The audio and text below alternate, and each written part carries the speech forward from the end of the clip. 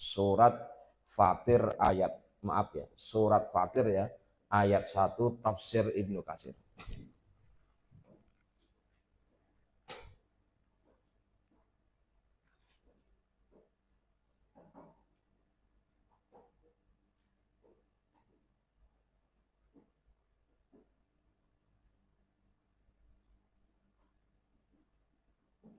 Kullu syai'in fil Qur'ani fatiris samawati wal wa huwa khaliqus samawati wal ard. Gitu ya, ini yang sama saja ya.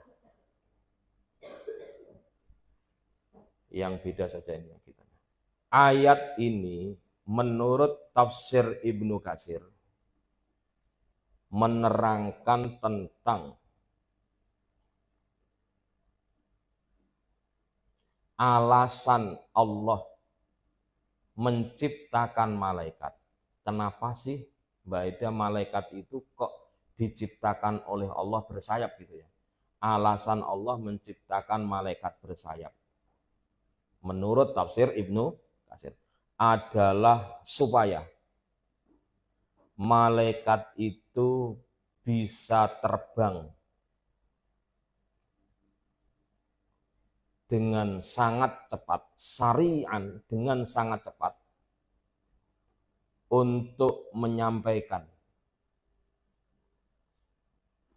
apa saja yang diperintahkan oleh Allah.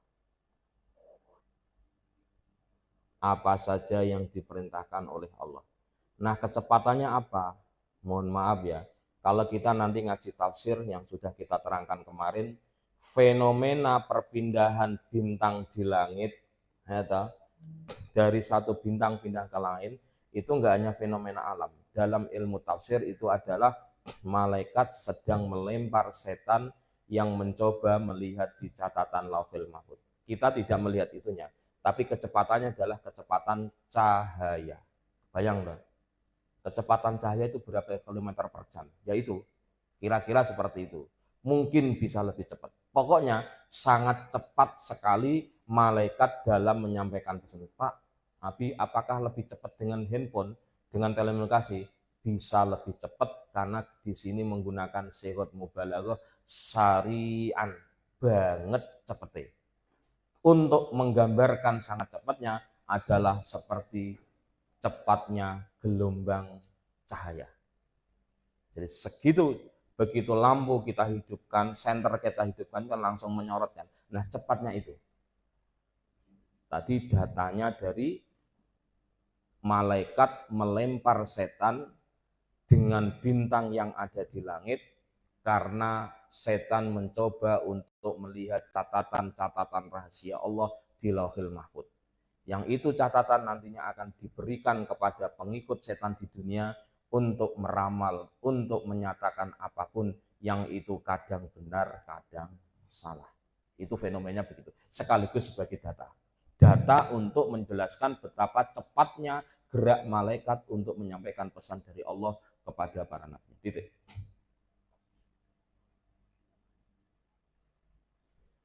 Jumlah sayap malaikat itu ada yang jumlah sayap malaikat itu ada yang berjumlah dua sayap ya, 3, 4, bahkan lebih dari itu. Sebagaimana keterangan hadis bahwa Rasulullah Shallallahu Alaihi Wasallam, ini datanya Kanjeng Nabi, bahwa sayapnya malaikat itu tidak hanya 4, lebih dari itu. Bahwa Rasulullah Shallallahu Alaihi Wasallam melihat malaikat Jibril alaihissalam. Hati-hati ya, kalau nyebut malaikat alaihissalam. Melihat malaikat Jibril alaihissalam pada malam Isra. Pada malam Isra, beliau malaikat memiliki situmiati janahin, memiliki 600, maaf ya, situ ya, memiliki 600 sayap.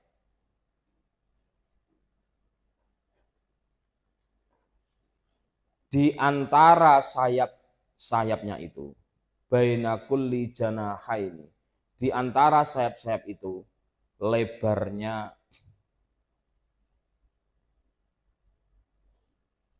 antara jarak timur dan barat. Gede banget berarti. Ini yang pernah dilihat Rasulullah Shallallahu Alaihi Wasallam dalam pendekatan semantika Al-Quran. Ini teman-teman biar tahu Kang Hafid. Ya, kalau di pondok belum diajarkan. Ini karena kajian di Timur Tengah ya. Jadi semantika Al-Quran itu adalah belajar tentang bahasa Al-Quran yang itu oleh Profesor Dr. Syihabuddin Qulyubi, guru besar kami di bidang tafsir, tidak ada sinonim, tidak ada muradif dalam Al-Quran. Tidak ada. Ketika ro'a, ya, lafadz ro'a itu menunjukkan melihat dengan kasat mata. Ketika menggunakan kata basoro, melihat dengan mata hati. Beda toh? Nah di sini kalau kita menggunakan semantika Al-Quran, Kang Rakib ini yang sudah kuliah pasca di Universitas Islam, punten ini. Jadi ini teman-teman kudu tahu, sampai S3 pun kami masih diajari ulumul Quran. Meskipun namanya adalah Al-Quran dan hadis dalam teks dan konteks, misalkan. Jadi semantika Al-Quran mengatakan, kalau ada lafadz ro'a dalam bahasa Arab, itu adalah melihat dengan kasat mata seperti ini. Roh. Tapi kalau basoro, melihat dengan hati.